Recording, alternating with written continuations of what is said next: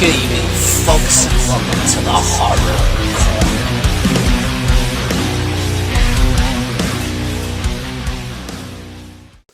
Good evening, folks, and welcome to the Horror Corner. I'm your host, Sean Patrick Gershon. This is another movie review. This is Godzilla vs. Kong. And this will be the spoiler edition, so we're going to be talking spoilers. We are going to spoil the hell out of this movie, so if you guys have not seen the movie, turn this video off.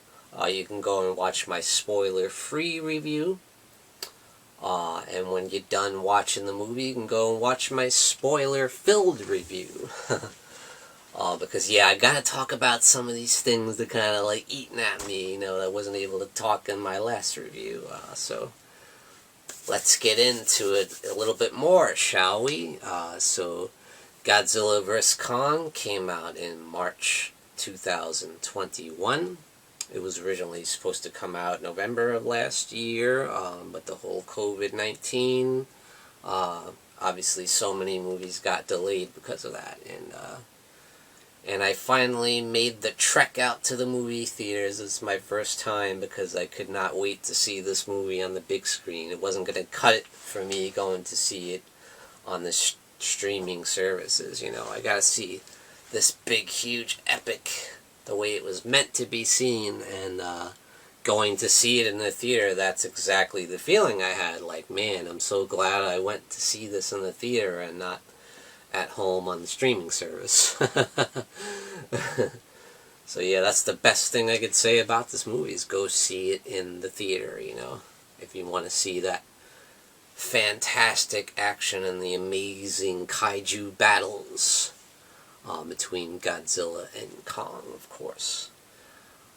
So Godzilla vs. Kong's, of course, a remake from the original from 1963, which I still love to this day. I have so much fun with it.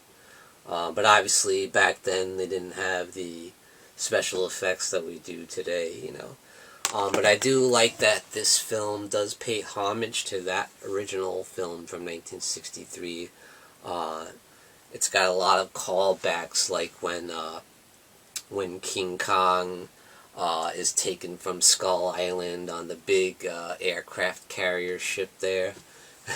It's very similar to the original film where they drugged Kong and then they took him out on the big, huge raft in the middle of the ocean, and there's another scene where they take him out on, the helicopters and stuff, and take him out on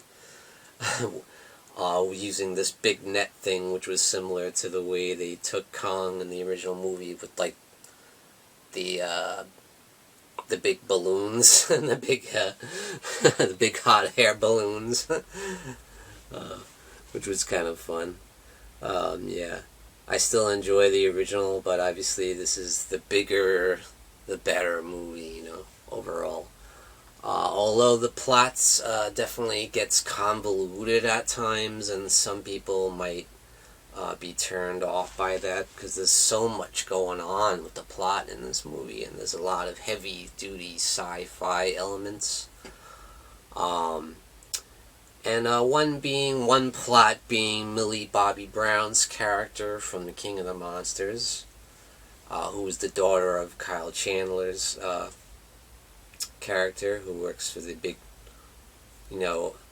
organization, and we also find out that she has this friend, and they're almost like the Goonies or something. They're like these teenage kids that go off on a mission with Brian Tyree Henry's character, Bernie Hayes, who's like this podcaster who believes in these conspiracy theories about the monsters and about the government and what they're doing to cover things up, and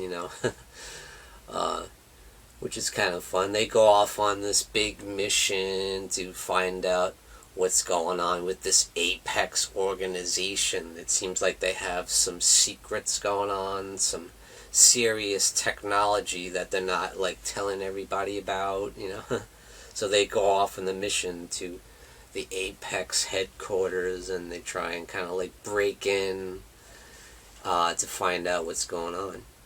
And also, I don't think I mentioned it in my last review, what happens with Godzilla is he comes out from the ocean out of nowhere and just attacks the city, and it's like, what?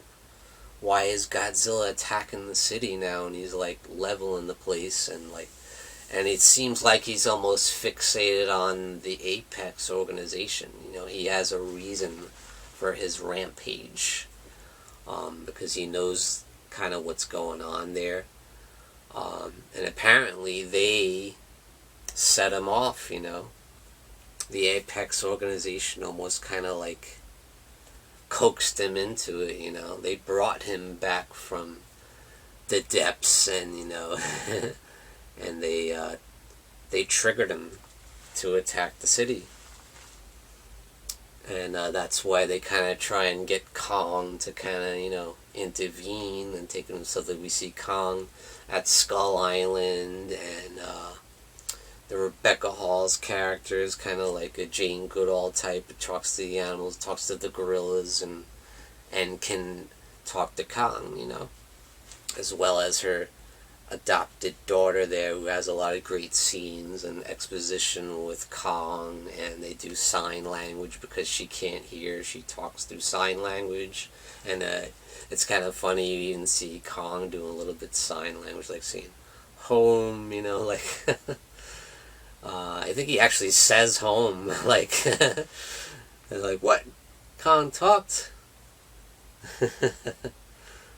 But like I said before in my last review, the way Kong is used in this movie is really good. They really get into his background, and you see a lot of emotional depth in his character, believe it or not, using the CGI in his face and his expressions and his body language. I think they do a great job with that, He's the emotional core of the movie, and his story is the biggest part of the movie, And, yeah, so going back to the Apex organization, we find out that this one guy who's kind of the human villain of the story, he ends up being, and he's working with the son of Ken Watanabe's character from the 2014 film, and also King of the Monsters. He was always one of my favorite characters in those movies. I really liked him. He's like, let them fight. Love that guy. But he kind of goes the other direction, because we find out the secret that they're working on, the high-tech technology that they're using is to create Mecha Godzilla. Yes. Yes. So all the talk about, it possibly being him, yeah, you guys were right. It's Mecha Godzilla. And I've heard some people say, like, they don't see it as kind of the true Mecha Godzilla, because what they do is they use the DNA from King Ghidorah, the three-headed monster that we saw in King of the Monsters, and of course so many other the classic Godzilla movies. And we saw what happened to him in the last movie. Godzilla bit off one of his heads, and that's the head that they kind of used, the technology. They got his head sitting there and all these tubes hooked up to it, and they're using his blood and his DNA to build Mechagodzilla, which is pretty cool, And it's funny. It's almost like Terminator Godzilla, the way he looks, The style that they use for the robot Godzilla is very Terminator-esque. He's got the red eyes and the, And it's really cool, though. I think they did a really good job. It didn't quite look like the old school one. It was more like Terminator-ish, But boy, he does some serious damage, let me tell you. Especially on King Kong. Like, he just tools Godzilla. I mean, when he gets his hands on Godzilla, he's bashing his head through buildings, just tossing him like he's just tooling Godzilla, which I'm like kind of dumbfounded because look at the battles he had with Kong throughout the movie. I mean, they were really evenly matched, but this was not evenly matched. Mechagodzilla just wipes the floor with Godzilla, and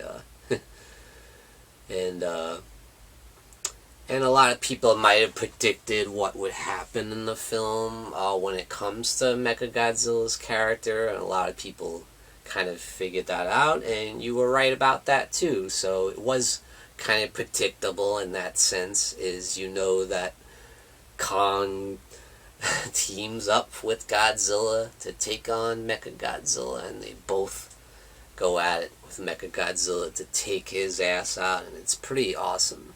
So I don't care that it's kind of predictable because the outcome is awesome. They have an incredible battle with Mechagodzilla, and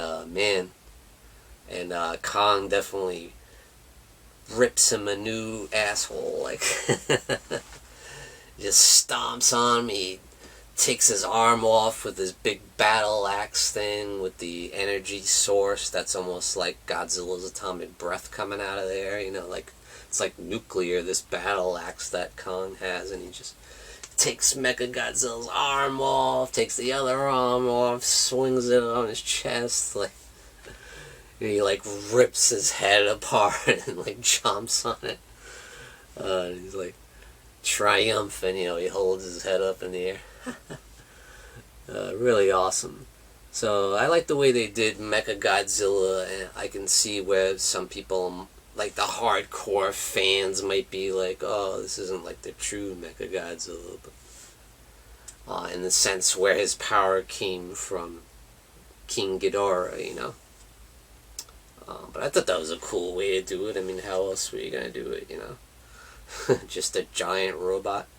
And another thing is Ken Watanabe's son in the film is the one that is the pilot of Mechagodzilla, He hooks up to the machine in Ghidorah's head, and he's controlling Mechagodzilla, telling him what to do. But of course that goes wrong, as you would expect. It all goes haywire, and Mechagodzilla shuts him down and just does his own thing, goes off on his own and attacks his leader, takes his ass out, and of course Millie Bobby Brown and her crew just take off, luckily they get out of there in time.